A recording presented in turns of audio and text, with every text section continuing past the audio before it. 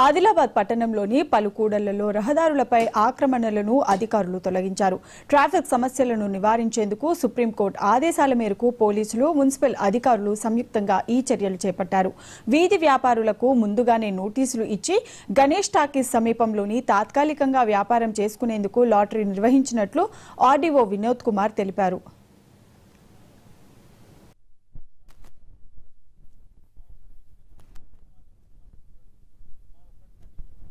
ఆదిలాబాద్ పట్టణంలో డివిజన్ చౌక్ నుంచి ఈ పంజాబ్ చౌక్ వరకు, శివాజీ చౌక్ నుంచి అంబేద్కర్ చౌక్ వరకు గత కొన్ని సంవత్సరాలుగా ఈ డివైడర్ పక్కన డక్కల్ బండ్లు, తర్వాత స్ట్రీట్ వెండర్స్ పెట్టి బిజినెస్ చేసుకోవడం జరిగింది. దీనివల్ల ట్రాఫిక్ చాలా ఇబ్బందిగా ఉండే.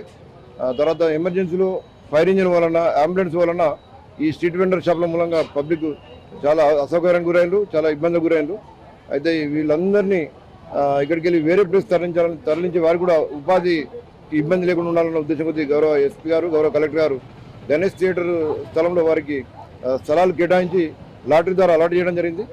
ఆదిలాబాద్ మున్సిపాలిటీ పట్టణంలో గాంధీ చౌక్, అంబేద్కర్ చౌక్, శివాజీ చౌక్ ఈ ప్రాంతాల్లో రోడ్డు మధ్యలో స్ట్రీట్ వెండర్స్ ఉండడం జరిగింది. వాళ్ళందరినీ కూడా వాళ్ళకు తరలించడం జరుగుతుంది ఇక్కడి నుంచి. ఎందుకంటే రోడ్డు ఆక్రమించి ఇక్కడ ట్రాఫిక్ ఇబ్బందులు కలుగుతున్నాయి. తర్వాత సుప్రీంకోర్టు ఆర్డర్స్ ప్రకారం కూడా రోడ్డు మధ్యలో ఎలాంటి స్ట్రక్చర్స్ కానీ లేకుంటే అడ్డంకులు కానీ ఉండడానికి లేదు. సో అవన్నీ దృష్టిలో పెట్టుకొని గత 6 నెలల నుంచి ఒక 6 దశల్లో వాళ్ళకు సమావేశాలు నిర్వహించి లబ్ధిదారులు ఎవరైతే స్ట్రీట్ వెండర్స్ ఉన్నారో వాళ్ళందరితో కూడా వీధి వ్యాపారులతోటి సమావేశం నిర్వహించడం జరిగింది. వాళ్ళకు అర్థమయ్యేలా చెప్పడం జరిగింది. ఎందుకు మనం చేస్తున్నాం, ఈ విధంగా ఎక్కడికి షిఫ్ట్ చేయబోతున్నాం అని చెప్పడం జరిగింది.